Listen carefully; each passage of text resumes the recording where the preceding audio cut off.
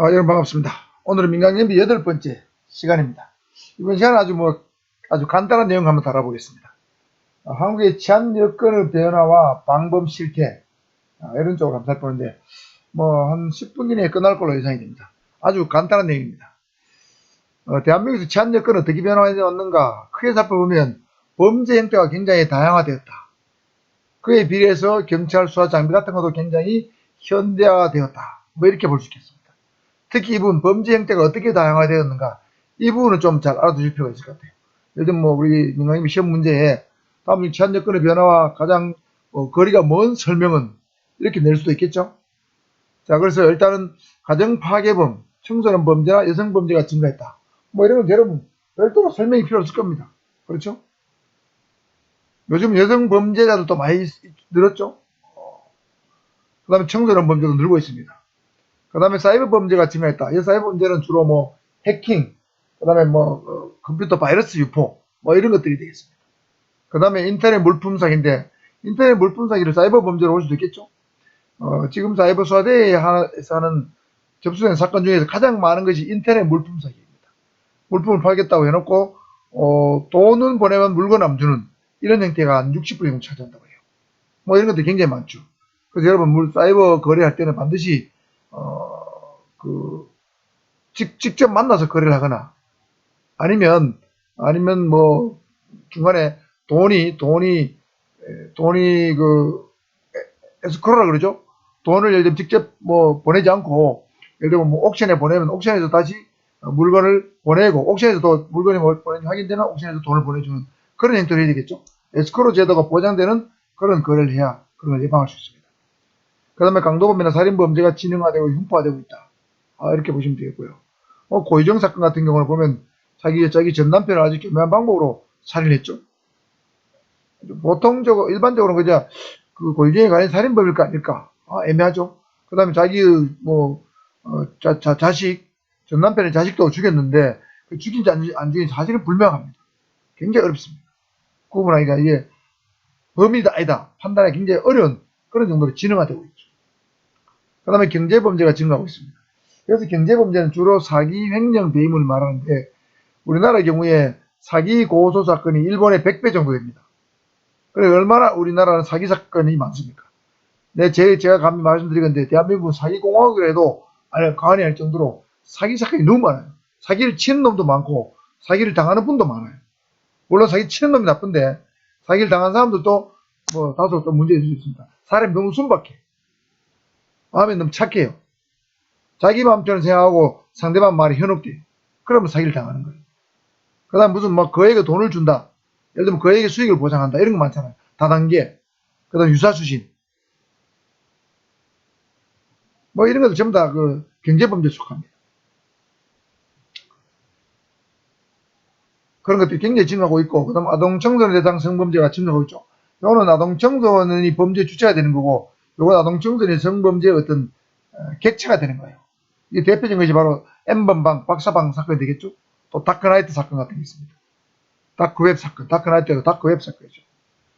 그러니까 이 N번방, 박사방 사건 같은 경우에는 아동청소년을 싹 꼬드겨 가지고 신상을 알아낸 다음에 이게 약간 음란한 물을 보내도록 한 다음에 그걸 이용해서 성범죄 하도록 만들죠. 그래 그 성범죄를 이용해서 만든 불법 성착취물을 인터넷 공간을 이용해서 팔아먹는 아주 교묘한 어떤 성범죄가 굉장히 심화됐습니다. 아동 청소년들이 이런 성범죄 대상이 된다는 거죠. 저는 가끔 이해할 때 앞서 어렸을 때가 있습니다. 이 청소년들이 돈을 벌기 위해서 자기 몸을 좀 보여주고 말이죠. 돈을 벌기 위해서 몸을 보여주고, 그러다가 낚여가지고 어떤 자기 원치 않은 어떤 성행위를 강요당하는 그런 일들 보는데, 청소들 제발 정신 차렸으면 좋겠습니다. 자기 몸을 함부로 보여줘서는 안 됩니다. 돈을 준다 하니까 순간적으로 넘어가가지고 말이죠. 은밀한 부위를 보여주고, 그걸로 자기가 덜미가 잡혀가지고 말이죠. 참으로 안타까운 일입니다. 청소년이나 이런 객체가 된 사람들도 약간의 문제가 있습니다. 범죄를 저진 놈들, 이용하는 놈들 더 문제가 있지만. 그 다음에 각종 묻지마 범죄, 묻지마 폭력, 묻지마 살인, 데이트 폭력, 스토킹 범죄도 굉장히 증가하고 있죠. 스토킹은 이제 과거에는 범죄가 아니었지만 지금은 이제 스토킹은 이제 범죄로 스토킹 범죄 처벌하는 특별법이 생겼습니다. 그래서 굉장히 중한 범죄로 지금 다 쓰고 있다는 뜻입니다. 그래서 이 범죄 형태가 이런 식으로 굉장히 다양화되었고 변화됐다. 두시고, 수사 장비는 어떻게 현대되었는가? 첨단 과학 수사 기법이 많이 이제 발전했습니다. 지문 자동 검색 시스템. 예를 들면 지문을 찍으면 경찰서에서 조그마한 어떤 기계에 집어넣으면 이 지문의 주인이 누군지 바로 알 수 있는 거죠. 국립가수연구소 안 보내도 됩니다.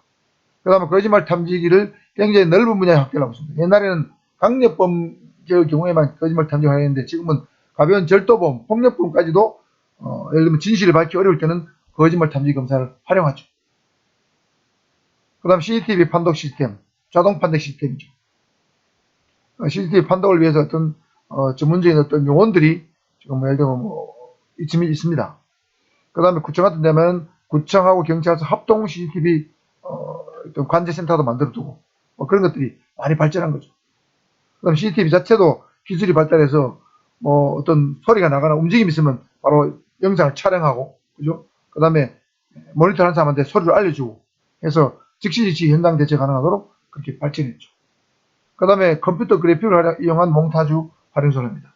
예전에는 몽타주 사람이 그렸다면 지금은 어느 정도 그림을 그리게, 누가 목격자가 그림을 그리게 되면, 범인의 얼굴을 그리게 되면 그걸 바탕으로 컴퓨터 화면으로 다양한 영상을 만들어내는 거죠. 그 사람이 모자를 썼을 때, 수염을 붙였을 때, 머리를 길렀을 때, 안경을 썼을 때 이렇게 바로바로 만들어냈기 때문에 몽타주를 만드는데 굉장히 시간이 단축됩니다. 그 다음에 족균적 검색 시스템인데, 예를 들면 우리 범인은 현장에 반드시 발자국을 남기죠. 이 발자국을 검색하는 시스템. 그 다음에 윤자는 바퀴 윤자입니다. 차량 바퀴 흔적을 자동으로 검색하는 시스템이에요. 대한민국 경찰은 지금 우리나라에 있는 전 세계에 우리나라에 있는 모든 차량의 바퀴 흔적들을 데이터베이스로 갖고 있습니다. 현장에 접근하기 차를 갖고 왔다. 그럼 차량 현장에 남은 바퀴 흔적을 보고 이 차종이 어디 뭐다. BMW 520D다. 알아낼 수 있다는 거죠. 이런 것들입니다. 그 다음에 유전자 감지 시스템은 여러분 다 아시는 겁니다. DNA 분석 기술이 굉장히 발달했죠. 그 다음에 사용자 중심의 범죄 정보 관리 시스템이 개편되었는데 이걸 킥스라고 불러요. 예전에는 심스라고 불렀습니다. CIMS라고. 지금은 킥스라고 불러요. 그래서 경찰서 수사부서에는 전부 킥스가 설치되어 있습니다. 그래서 자기가 사건이 접수되면 배당도 이 킥스로 하고, 그 다음 자기가 사건 처리한 내용도 킥스에 다 저장을 합니다. 피의자 신분조서, 진술조서 정부 다 킥스 안에서 작성을 하죠. 자동으로 저장돼요. 그리고 문서의 위조 변조에 불가능합니다. 그 다음에 사건을 자기 기소 의견을 보냈다. 그럼 기소를 보낸 기록과 의견서까지 남게 되죠. 그 다음에 검찰에 가서 그 사건이, 내가 기소한 사건이 최종적으로 판결이 어디까지 되었는가. 검찰은 기소를 했고 안 했고도 알 수 있고, 검사가 기소한지 아닌지도 알 수 있고, 판사가 판결을 때린지, 징역을 때린지 벌금을 때린지 무죄 판결을 받는지 그것도 다 알 수 있게 되어 있습니다. 예전에 그렇지 않았어요. 내가 사건 수사하고 나면 보내면 끝이었습니다. 검사가 어떤 처분을 하는지 알 수가 없었어요. 내가 처리한 사건에 대해서. 지금은 이런 식으로 모든 것이 이제 연계되어 있습니다. 이걸 그래서 형사사법 포털 시스템이라고 불러요. 킥스를. 아시겠죠? 이런 식으로 개편됨으로 해가지고 예를 들면 경찰의 관리자라든가 담당자들이 자기 사건에 대해서 아주 처음부터 끝까지 완전히 전체를 한목에 파악할 수 있는 시스템으로 바뀌었다. 이렇게 보시면 되겠습니다.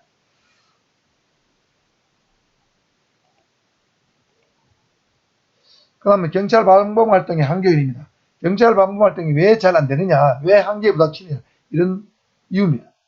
경찰 인력이 부족하다.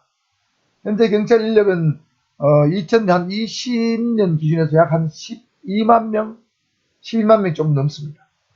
그래서 1인당 담당 인구가 약 한 430명쯤 돼요. 선진국 OECD 평균은 400명입니다. 1인당 30명 정도 더 많습니다. 그래서 이 OECD 평균에 맞추기 위해서 지속적으로 박근혜 정부하고 문재인 정부에서 경찰 인력을 확충해 왔습니다. 한간에는 공무원 인력을 늘리는 데 대해서 문재인 정부가 너무 많이 늘린다. 불만하는 사람들이 많죠. 저도 공감하는데, 단 경찰 공무원하고 소방 공무원은 제가 늘려야 되고 일반 공무원은 줄여야 된다고 생각합니다. 일반 공무원은 사실은 경찰에 비해서, 일반 소방에 비해서 제가 볼 때는 좀 근무 여건이 수월한 것 같아요. 제가 일선에 나와서 퇴직하고 한 10년 이상 보니까 그렇더라고요.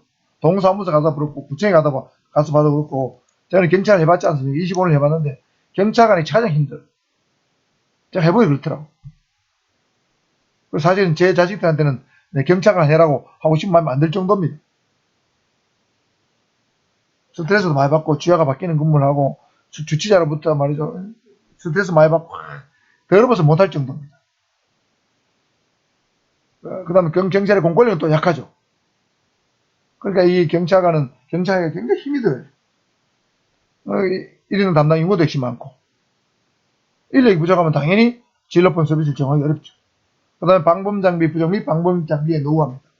여러분 방범장비 같은 것도 순찰차 같은 거나 뭐 각종 장비도 그 나라의 국민소득 수준을 따라갑니다. 국민소득이 1000불 시대 경찰은 1000불 정도에 값밖에 못해요. 10,000불 같으면 10,000불의 경찰일까요? 지금 우리 30,000불쯤 되죠? 30,000불 정도 되면 우리나라 순찰차가 거의 뭐 아반떼나 소나타 수준이에요. 제가 지나가다 보면 요즘 다 아반떼 소나타더라고. 그 다음 고속도로 순찰대에 아멘 순찰차 GV80이에요.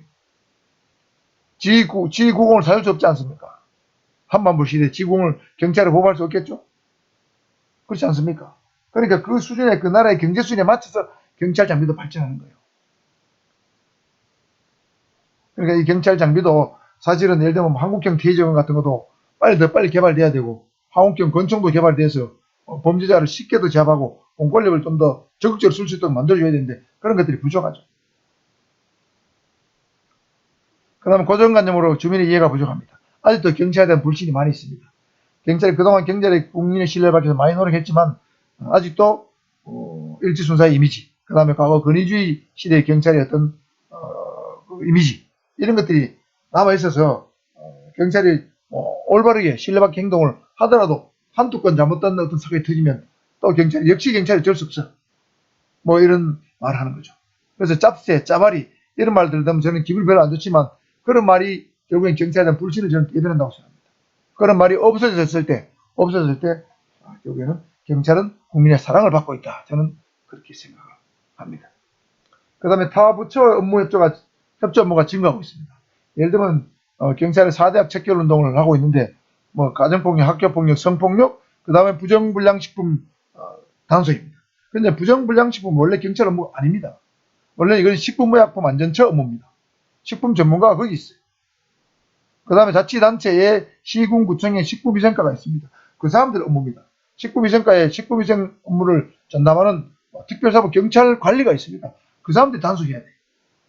그런데 부정불량식품에 대해서 박근혜 정부에서 경찰이 좀 도와주라 하니까 이게 부정불량식품 단속 업무가 경찰의 주 업무가 됐던 거예요. 경찰은 부정불량식품 잘 모릅니다. 사실 원산지 표시 이런 거 찾아내기 힘들어요. 식품에 대해서 경찰이 뭘 알겠습니까? 이런 놈을 경찰이 하고 있다는 거죠.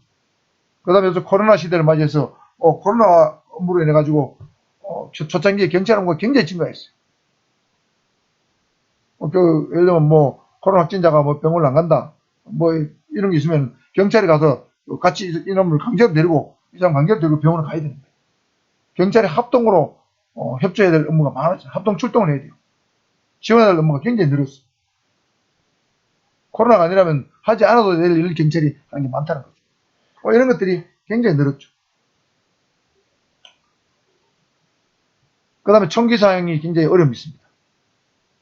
인천 층간 소음살인 초음 사건에서 경찰관이 잘못해가지고 그 아주머니가 굉장히 많이 부상을 입었죠. 딸도 부상을 입고 남편도 부상을 입었죠. 그건 제가 볼 땐 경찰이 잘못한 게 맞습니다. 그 도망간 그 경리하고 그 여자 순경을 잘못한 겁니다. 적극적으로 권총을 빼든지 해적을 빼든지 가스 분사기를 사용해서 제압을 했어야 되죠. 그렇게 비겁하게 하면 안 됩니다. 그런데 그 이면에는 총기를 잘못 사용했을 때 그 경찰관은 여러 가지 민사상 손해배상 청구, 형사상 어떤 처벌, 그 다음에 행상 징계 책임 이런 것들을 늘 받아왔다는 거죠. 심적으로. 그런 부담을 느껴왔기 때문에 총기를 사용하지 못하는 그런 의미가 있다는 거죠. 그래서 경찰 내부에는 총기는 범인을 잡기 위해서 있는 거예요. 권총으로 범인을 잡는 것보다 권총을 던져서 범인을 맞추는 게 더 낫다. 이런 말이 있을 정도입니다. 총기 사용이 얼마나 어떤 심적인 어떤 부담이 되면 그런 말이 생겼겠습니다. 그 총기를 마음대로 사용하니까 범죄자들을 마음대로 제압 못하는 거예요. 공권력 약해질 수밖에 없어요. 경찰 방법할 때 잘 되려면 범죄자에 대해서 총기를 어느 정도 좀 자유롭게 쓸 수 있게 만들어줘야 강력 범죄자를 제대로 제압할 수 있을 거 아닙니까? 또 예방도 될 거고. 이거는 경찰의 잘못도 있지만 정부나 국민의 잘못도 있다고 생각합니다. 그 다음 마지막으로 자치경찰제가 시행이 되었습니다. 제주도의 자치경찰제는 2006년도 7월달에 처음 시행이 되는데 그 다음 기타 우리 서울특별시, 부산광역시, 그 다음에 대구광역시 기타 도단 이상, 경상남도, 경상북도, 전라남도, 전라북도처럼 도단 이상의 자치경찰제는 2021년 7월 1일자로 전국적으로 시행이 되었습니다. 자치경찰제 시행이 경찰 방공활동의 한계 요인이다. 이렇게 교재에는 쓰고 있는데 제가 볼 때는 이 부분은 저는 동의하지 않습니다. 자치경찰제가 시행되면서 여성 청소년 업무, 일반 방범 업무, 범죄 예방 업무, 그 다음에 교통 관련 업무, 이거는 전부 자치경찰 사무로 되었습니다. 그래서 자치경찰 사무로 되었기 때문에 사실 자치경찰 사무로 되었는데 하는 일은 누가 하느냐면 현재의 국가경찰, 지금까지 갔던 국가경찰이 그대로 하고 있어요. 그래서 자치경찰제가 시행돼서 경찰 방공활동이 어려워졌다. 이것은 제가 볼 때는 사실은 맞지 않는 얘기다. 저는 이렇게 개인적으로 생각하는데 교재에 경찰 방공활동의 한계 요인으로 자치경찰제가 시행된 걸 적어놨기 때문에 제가 설명한 것인데 저는 이 견해에 동의할 수 없습니다. 그러나 만약 시험에 나온다면 다음 중 경찰 방공활동의 한계 요인을 볼 수 없는 것은 했을 때 자치경찰 시행 나오면 이거는 할 수밖에 없습니다. 자치경찰제는 사실은 교통사고도 조사, 그 다음에 교통단속, 이거 전부 자치경찰에서 하고 있습니다. 그 다음에 일반 순찰, 그 다음에 범죄 예방 활동, 이런 거 전부 다 자치경찰 하고 있어요. 그 다음에 여성 청소년 범죄 수사, 그 다음에 상담, 지도, 단속, 전부 다 자치경찰 하고 있습니다. 그러니까 이게 무슨 경찰 방공할 때 한계 요인을 보기엔 좀 어렵다는 거죠. 자, 그래서 여기서 중요한 것은 경찰 방공할 때 한계 요인 6가지. 이거 알아두시고, 그 다음에 범죄 형태가 어떻게 다양되었는가. 요거, 어떤 거는 증가하고 다 증가죠? 다 증가입니다. 증가잖아요? 자, 요런 정도 알아두시면 될 걸로 생각이 됩니다. 자, 이번 시간은, 요런 정도로 마치는데, 결국엔 경찰 방공 활동의 한계 요인이 많기 때문에, 결국에는 이 경찰의 어떤, 경찰력의 한계를 민간경비가 보완 내지 대체해준다 하는 논리가 생성될 수 있다는 거죠. 공동의 이론의 어떤 생성 배경이 될 수 있다는 겁니다. 아시겠죠? 자, 오늘 여기서 마치도록 하겠습니다.